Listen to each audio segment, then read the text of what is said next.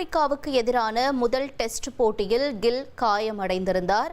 இந்த நிலையில் தென்னாப்பிரிக்காவுக்கு எதிரான இரண்டாவது டெஸ்ட் போட்டி கவுஹாத்தியில் நாளை தொடங்க இருக்கக்கூடிய நிலையில கில் காயம் காரணமாக விலகியிருப்பதாக தகவல் வெளியாகியிருக்கிறது. கழுத்தில் ஏற்பட்ட காயம் காரணமாக இரண்டாவது டெஸ்ட் போட்டியில் சுப்மன் கில் பங்கேற்க மாட்டார் என்று BCCI அறிவிப்பு வெளியிட்டிருக்கிறது.